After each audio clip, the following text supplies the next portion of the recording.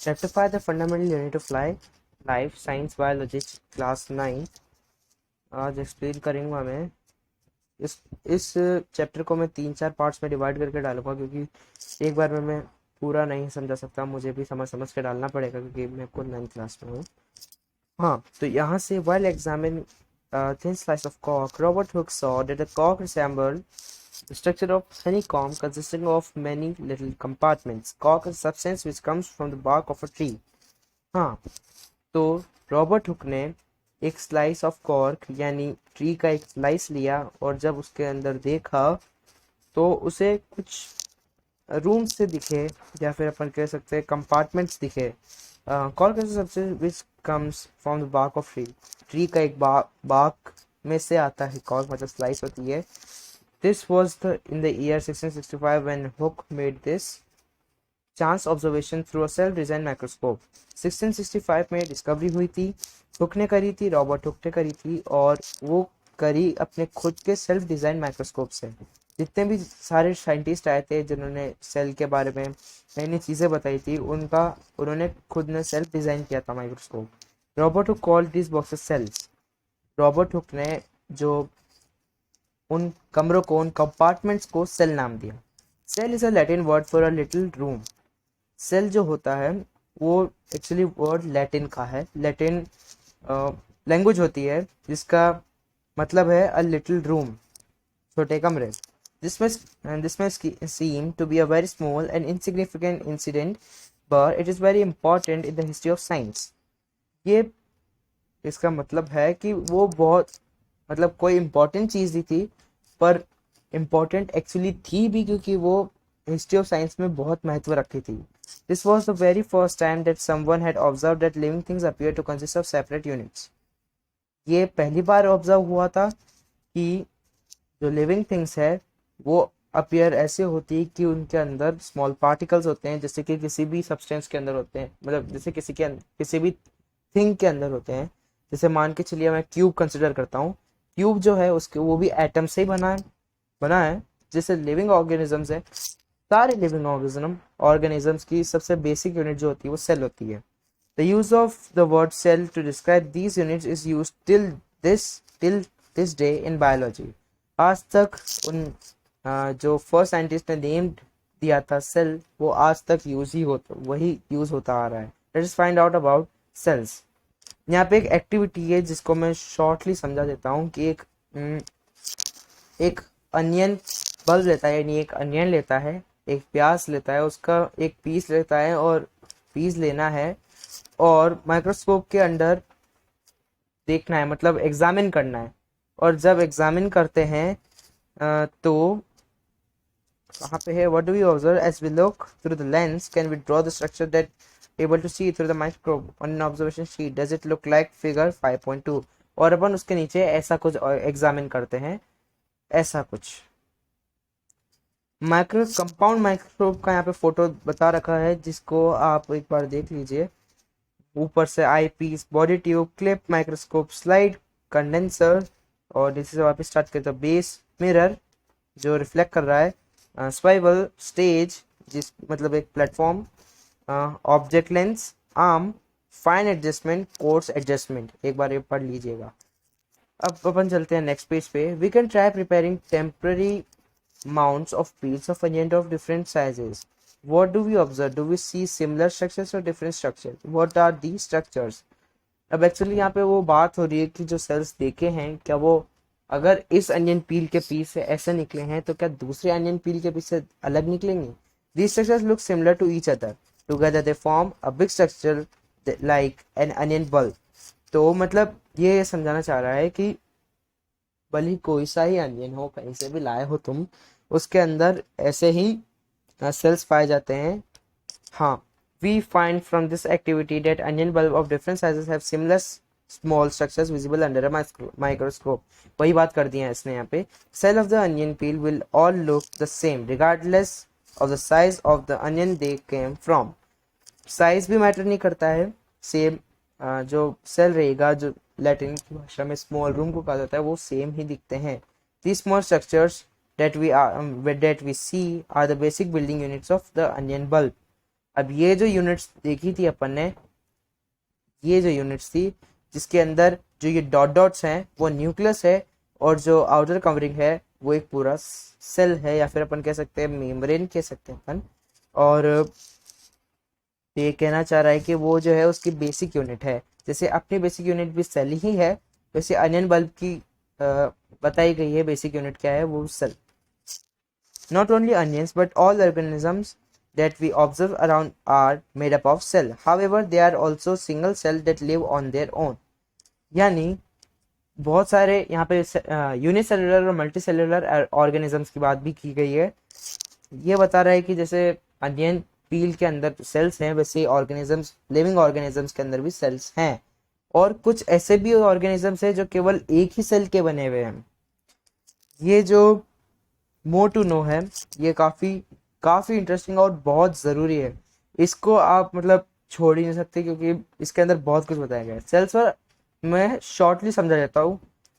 Robert Hooke ने 1665 में dead cell को ऑब्जर्व करा, वो भी अपने प्रिमिटिव माइक्रोस्कोप से। प्रिमिटिव मतलब क्या कहते हैं, कम एडवांस। वो एडवांस नहीं था, मतलब बहुत लो क्वालिटी का मान के चलो। Leeuwenhoek 1674 with the improve microscope discovered the free living cell in pond water for the first time. Leeuwenhoek ने 1674 के अंदर पॉन्ड वाटर के अंदर, यानी आर्टिफिशियल पॉन्ड, मतलब एक मतलब खड्डे टाइप या फिर पानी का गड्ढा, घड़ा टाइप बोल दो, उससे उसके अंदर लिविंग सेल्स पाए गए, उसने उसकी डिस्कवरी करी। It was Robert Brown in 1831 who discovered the nucleus in the cell. अब यहाँ तक तो आ गए थे कि सेल होता है, फिर उसके बाद रॉबर्ट ब्राउन आए 1831 के अंदर, उन्होंने डिस्कवर किया कि सेल के अंदर न्यूक्लियस होता है। फिर Purkinje in 1839 coined the term protoplasm for the fluid substance of the cell. अब Purkinje आए जिन्होंने 1839 के अंदर प्रोटोप्लाज्म की खोज करी। प्रोटोप्लाज्म में बेसिकली होता क्या है, प्रीवियस क्लासेस में भी आ चुका है। प्रोटोप्लाज्म न्यूक्लियस और साइटोप्लाज्म को साथ में कहते हैं। जी हाँ, न्यूक्लियस यानी जो बीज के अंदर होता है, यानी कोई भी अपन आपने पहले पिछले क्लासों के अंदर सेल्स पढ़े होंगे, तो उसके अंदर जो बीच में होता है वो न्यूक्लियस होता है, और साइटोप्लाज्म में जो फ्लड होता है जो पूरे सेल के अंदर होता है वो। The cell theory that all the plants and animals are composed of cells and that the cell is the basic unit of life was presented by two biologists, Sliden and Schwann. अब cell theory भी जरूरी थी, तो cell theory स्लाइडन और श्वान ने लिखी थी, जो कि स्लाइडन 1838 में और श्वान 1839 में। The cell theory was further expanded by Virchow 1855। अब यहाँ पे वर्चो आए हैं, वर्चो उनके बाद आए थे, जिन्होंने 1855 के अंदर ये बताया कि सेल्स जो है वो मल्टीप्लाई होते हैं प्री एग्जिस्टिंग सेल से, यानी एक सेल से ही दो निकलते हैं। यानी जैसे आप अमीबा का एग्जांपल ले लो, अमीबा जो होता है वो दो अंदर टुकड़ों के अंदर बढ़ जाता है, फिर उसके बाद वो दो हो जाते हैं, बस एग्जैक्ट वही चीज है ये। With the discovery of the electron microscope in 1940, it was possible to observe and understand the complex structure of the cell and its various organelles. 1940 के अंदर ये इलेक्ट्रॉन माइक्रोस्कोप की डिस्कवरी हुई, जिससे ये कॉम्प्लेक्स स्ट्रक्चर जो होता है वो पूरा जाना गया। मतलब उसके बाद कुछ नीड नहीं थी, किसी को कुछ दिक्कत नहीं आनी चाहिए। The invention of magnifying glass led to the discovery of the microscopic world. Magnifying lenses जो होते हैं, जो कि मतलब करीब का दिखाते हैं वगैरह वगैरह, उन्होंने माइक्रोस्कोपिक वर्ल्ड की रचना करी। It is now known that a single cell may constitute a whole organism as in amoeba. It is now known that a single cell may constitute a whole organism as in amoeba. Amoeba के अंदर जैसे एक cell का होता है amoeba पूरा, एक cell मतलब एक ही न्यूक्लियस होता है उसके अंदर, वैसे खूब सारे और भी ऑर्गेनिजम्स हैं। जैसे अभी अपन आगे आएंगे, ये आ गए Chlamydomonas, paramecium, bacteria. These organism are called unicellular organism. Uni is equals to single. ये जो ऑर्गेनिजम्स है वो एक सेल के बने हैं। On the other hand many cells group together in a single body and assume different function in it to form various body parts in multicellular organism. Multi many यानी multicellular वो होते हैं जिनके अंदर बहुत सारे सेल्स होते हैं, एक नहीं होता, बहुत सारे होते हैं। Such as some fungi, plants and animals. Can you find out names of some more unicellular organism. अब ये पूछ मतलब एक आस्क कर रहा है क्वेश्चन कि अपन क्या और यूनिसेलुलर ऑर्गेनिज्म के बारे में क्या तुम कोई कौन ऑर्गेनिज्म है क्या तुम फाइंड कर सकते हो? तो मैं बता देता हूँ, जैसे कि अपना अमोइबा है, वो भी तो यूनिसेलुलर ऑर्गेनिज्म है। आगे बढ़ते हैं। Every multicellular organism has come from a single cell. How? Cells divide to produce cell of their own kind. All cells thus come from pre-existing cells. यानी जो सेल्स होते हैं वो फर्स्ट में तो एक ही होते हैं, फिर डिवाइड होते जाते हैं और मल्टीप्लाई होते जाते हैं। यहाँ पे एक्टिविटी है, जिसको आप पढ़ना चाहे तो पीडीएफ डाउनलोड करके पढ़ सकते हैं। वैसे तो इसके अंदर इतना कुछ खास नहीं है। The shape and size of cells are related to the specific function they perform. Some cells like amoeba have changing shapes.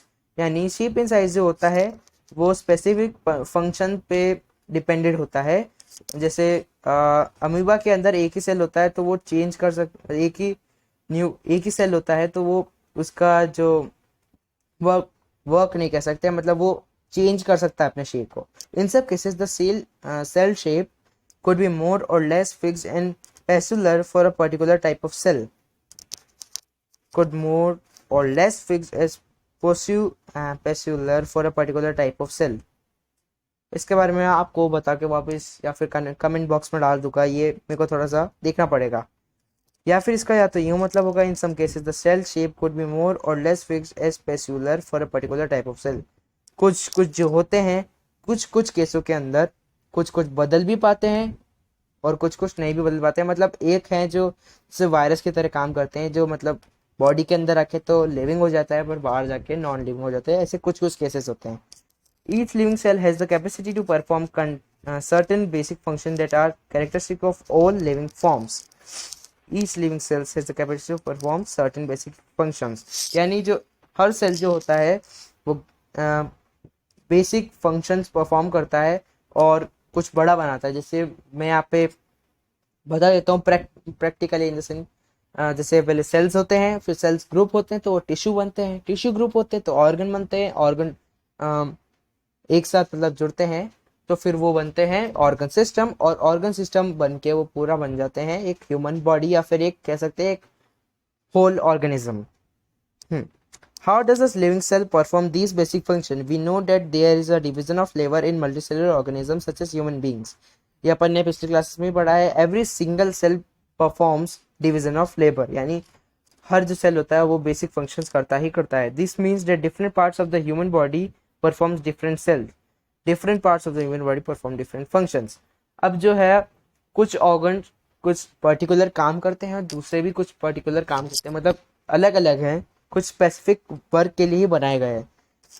The human body has a heart to pump blood. जैसे ये बता रहा है कि ह्यूमन बॉडी के अंदर heart होता है, पंप ब्लड मतलब ब्लड को पंप करने के लिए, stomach to digest food, food को डाइजेस्ट करने के लिए स्टमक होता है। Similarly division of labour is also seen within a single cell in many cases.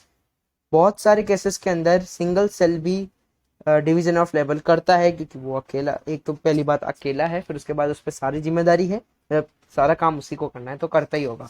In fact each such cell has got certain specific components within it known as cell organelles.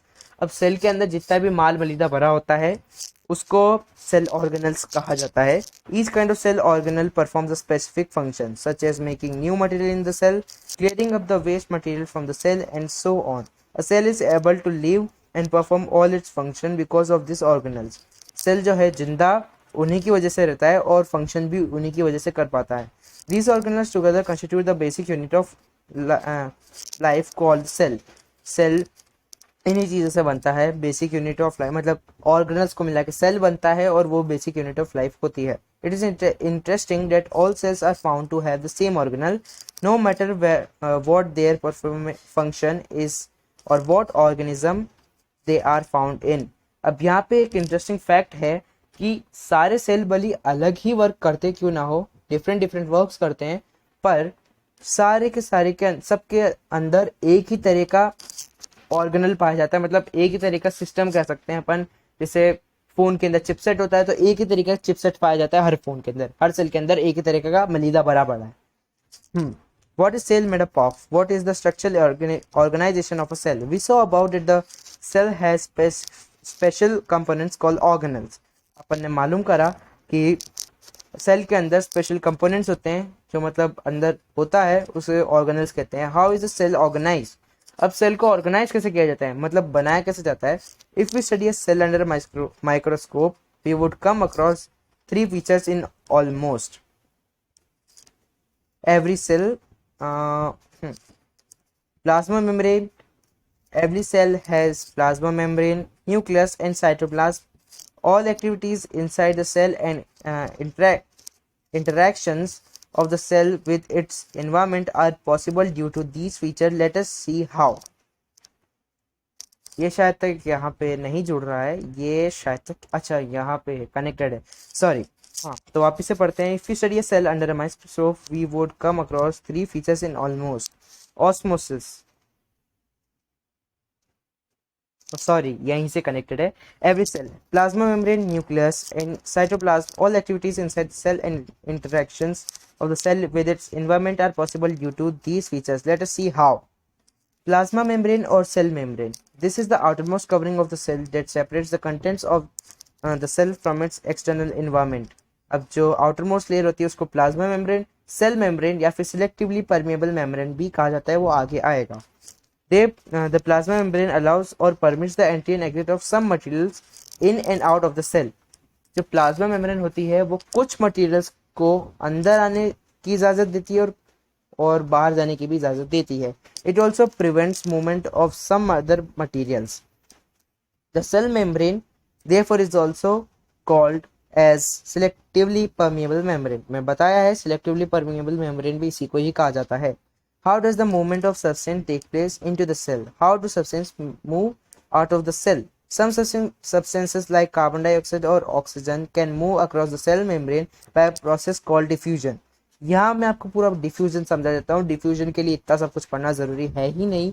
Diffusion वो होती है कि मतलब जब एक जगह का मतलब कंसंट्रेशन हाई हो जाता है और दूसरी जगह का लो हो जाता है, तो जो वहाँ पे गैस प्रेजेंट होती है वो ट्रेवल कर जाती है। इस प्रोसेस को डिफ्यूजन कहते हैं या फिर इस प्रोसेस के द्वारा होती है। We have studied the process of diffusion in earlier chapters. We saw that there is spontaneous movement of a substance from a region of high concentration to a region where its concentration is low. वही चीज़ है, एक high concentration से low concentration के reason तक जाने वाली process को diffusion कहा जाता है। Something similar to this happens in the cells when, for example, substances like CO2, carbon dioxide, which is cellular waste and requires to be excreted out by the cell, accumulates in high concentrations inside the cell. अब जो CO2 होती है कभी कभार बहुत ज़्यादा मतलब बहुत ज़्यादा इकट्ठी हो जाती है सेल के अंदर। The cell external environment the concentration of CO2 is low as compare to that inside the cell. अब जो बाहर का जो सेल के बाहर का जो एरिया होता है, इन्वायरमेंट होता है, उसके अंदर CO2 का कंसंट्रेशन लो होता है। तो as soon as there is different concentration of CO2 inside and outside the cell, CO2 moves out of the cell. अब CO2 अंदर से बाहर चली जाती है डिफ्यूजन से। मतलब डिफ्यूजन प्रोसेस का मतलब ही यही है, हाई कंसंट्रेशन से लो कंसंट्रेशन को चली जाती है बैलेंस करने के लिए या फिर कुछ भी कर सकते हैं। Similarly, O2 enters the cell by the process of diffusion when the level of concentration of O2 inside the cell decreases. अब यहाँ क्या होता है कि सेल के अंदर जो है O2 लेवल कम हो जाता है। O2 मतलब ऑक्सीजन कम हो जाती है और बाहर ज़्यादा होती है, तो बाहर से अब ऑक्सीजन अंदर आ जाती है। Thus, diffusion plays an important role in gases exchange between the cell as well as the cell and its external environment. वही ये बहुत ज़रूरी चीज़ है डिफ्यूजन। अब water also obeys the law of diffusion. Diffusion water के अंदर भी होता है। The movement of water molecules through such a selectively permeable membrane is called osmosis. Water के साथ जो होता है डिफ्यूजन उसको ऑस्मोसिस कहते हैं, उसको नाम अलग दिया गया है। The movement of water across the plasma membrane is also affected by the amount of substance dissolved in water. अब जो मूवमेंट होता है वाटर के अंदर वो प्लाज्मा मेम्ब्रेन के थ्रू, वो उससे भी फर्क पड़ता है, क्या कहते हैं, जो पानी के अंदर मिलावट हो रखी है या फिर जो पानी के अंदर सब्सटेंस डिसॉल्व हो चुके हैं। Thus, osmosis is the passage of water from a region of high concentration water high water concentration through a semi-permeable membrane to a region of low water concentration. Diffusion वाला ही मामला है, बस यहाँ पे water है.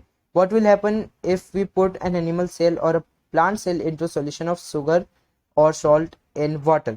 One of the following three things could happen. अगर अपन animal cell या फिर प्लांट सेल को एक सॉल्यूशन में डालेंगे शुगर या सॉल्ट के ऑफ इन वाटर, मतलब पानी के, शुगर या सॉल्ट के, तो क्या होगा? तो इनमें से कुछ तीन चीजें हो सकती है. First, if the medium surrounding the cell has a higher water concentration than the cell, यानी अगर जो बाहरी इलाका है उसका कंसंट्रेशन ज़्यादा हुआ, meaning that the outside solution is very dilute मतलब ज़्यादा पानी की क्षमता हुआ, मतलब ज़्यादा पानी जिसके अंदर मिलावटी पानी मिला हुआ है. That the outside solution is very dilute, यानी जो शुगर और सॉल्ट का सॉल्यूशन है उसके अंदर पानी की मात्रा बहुत ज़्यादा है, तो ऑस्मोसिस होगा. The cell will gain water by osmosis. अब जो सेल होगा उसके अंदर कम पानी होगा तो वो ऑस्मोसिस करेगा, यानी वो वाटर उसके अंदर भरेगा. Such a solution is known as hypotonic solution.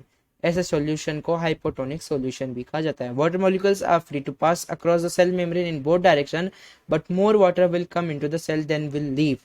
यानी निकलने से ज़्यादा तो उसके अंदर वाटर भरेगा, क्योंकि निकलने वाला कम है और भरने वाला ज़्यादा.